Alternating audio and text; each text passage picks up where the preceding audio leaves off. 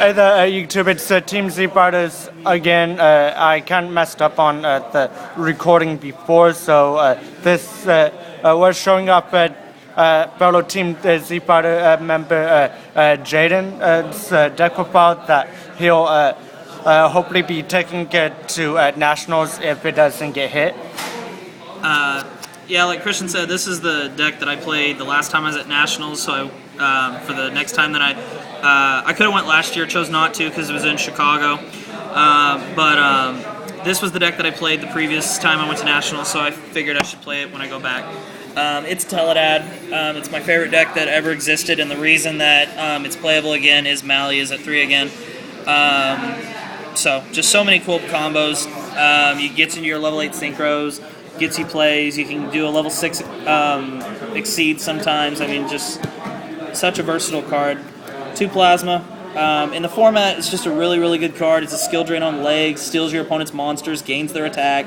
One thing I want to mention real quick is I've had a lot of people on Duel Network complain and tell me that you cannot sacrifice scapegoat tokens to special summon Plasma. I do want to point out, though, with Plasma's ability, you're sacrificing 3 to special summon him, not sacrificing to tribute summon. There's 2 different things. It's a cost.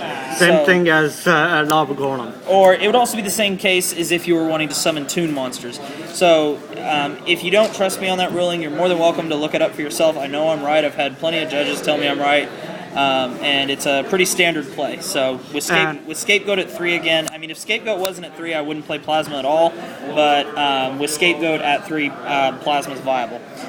For the last Destiny here, I play only 1 Diamond Dude. It's mainly just in case I need to slow the game down a little bit. I'm going to Turbo version. And, but Diamond Dude, it is good, and it gives me another target for my D-draw targets, which is 6 total. For the tuners of the deck, obviously we're going to play the triple Krebons. Don't use Psychic Commander, don't like him, never have. And then the 1 Plague Spreader. Plague Spreader is good. I'm glad it's at 2 because I am a fan of zombie decks, but 2 Plague Spreader in the deck does not work. It's cloggy. And normally I'm going to probably end up alluring one of them off anyway, so it really doesn't do me any good. Krebon's a really good turn opener if you don't have a major play like an Armageddonite into a Stardust or something like that. Well, and plus these 2 are 2 of the best tuners in the game. So and plus level 2 tuners are my favorite level of tuner because with Mally it's an instant level 8 synchro. Well, with anything it's pretty instant. Armageddonite, triple of them. Usually I'm using him to dump one of these 2 cards just to get it into the graveyard to start setting up my plays. Really good first turn opener just to start setting the board up for yourself. 2 Tour Guide and the 1 Hyrus. Hyrus is not normally a Tour Guide target. Normally when I do my Tour Guide plays, it just goes Tour Guide into Tour Guide. The reason the Hyrus is in there is because of this card. Summoner Monk, one of my favorite combos to do with this deck is summon Summoner Monk first turn. Ditch a dead spell card in your hand that you don't need, or maybe you have a double of a spell. Ditch it to special summon Armageddonite to use his ability to drop Hyrus, and then you're going to add a card to your hand called Archfiend's Roar. You're going to overlay your Summoner Monk and your Knight then, and you're going to make a Lavalval Chain, and you're going to put Dark Arm Dragon on top of your deck. Then, with this card, you're going to pay 500 life points to declare a card name, and if that card name is on the top of your deck, it comes to your hand. Well, since you put Dark Arm there, it comes straight to your hand, which I really like that combo. It helps if I can open up with a Summoner Monk, a Dead Spell, a Malicious, and a D-Draw, I normally have my OTK. And then my final card, it's a little bit of a tech, it's Penguin Soldier. I do like it as a first turn set when I don't want to give away what I'm playing right away. Against E-Dragons, it really hurts them. Pretty much against anything that can spam, it can pretty much set them back quite a bit. Really, really good card, and it's actually a pretty good side card if you're looking for side cards. And plus it's a penguin. Everyone loves penguins. Spells, we got our triple E-Tellies to pull our Krebons out of the deck. Triple D-Draw, like I said, I got 6 targets, the 3 Mallies, the 2 Plasma, and the 1 Dude. Trip MST, that's pretty self-explanatory. Trip Scapegoat. Now you might be asking, why am I running 3 copies of 4 different spells?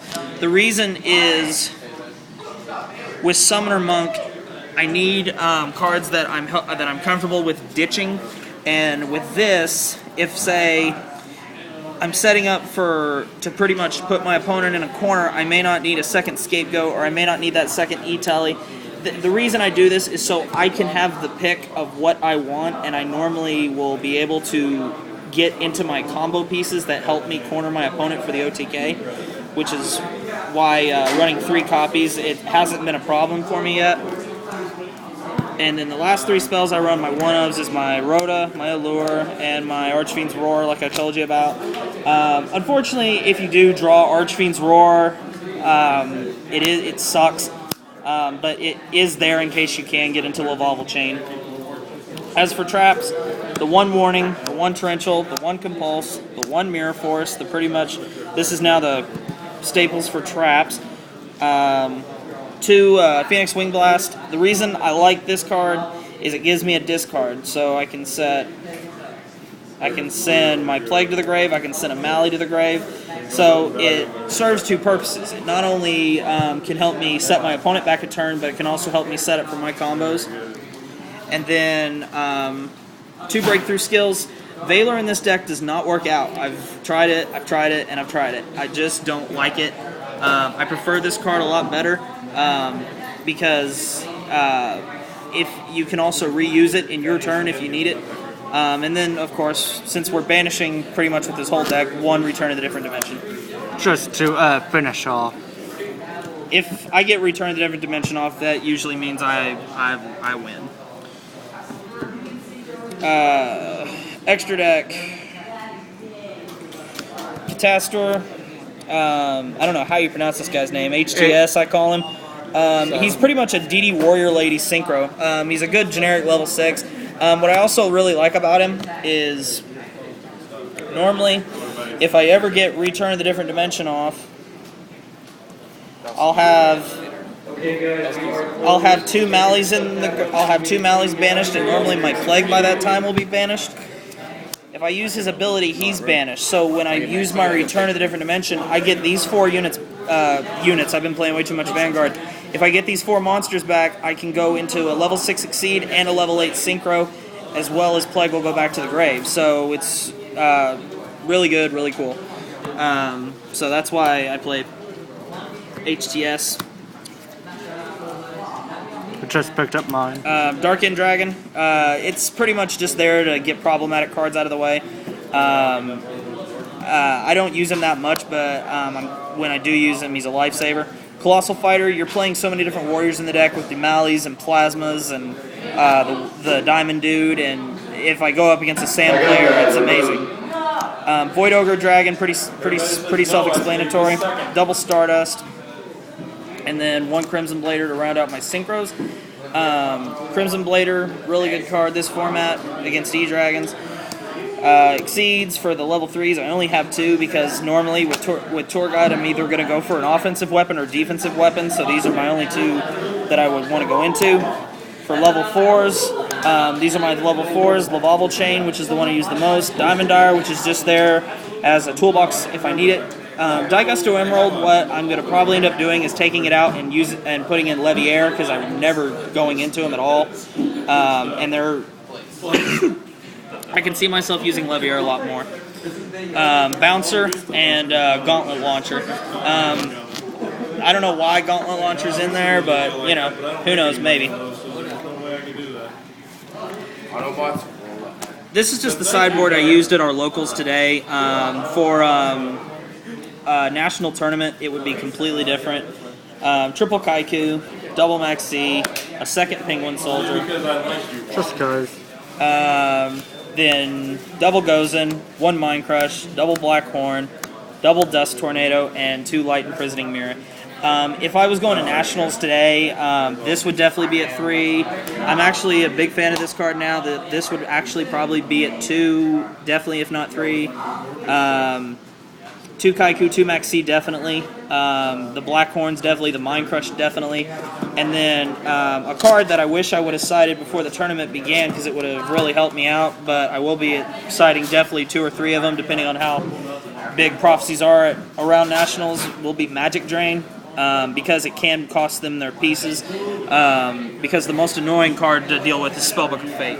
So, that's it. The last thing I'll mention, guys, this is a Yu-Gi-Oh channel, but I will say that if you are a Vanguard player, we also run a Vanguard channel. Search my name, Jaden Storm, to get to our team page on YouTube. Team Shadow Strike is the name of our Vanguard team. So thanks for watching, guys. Please comment, rate, subscribe, thumbs up this video, and Team Z Fighters out. Later, guys.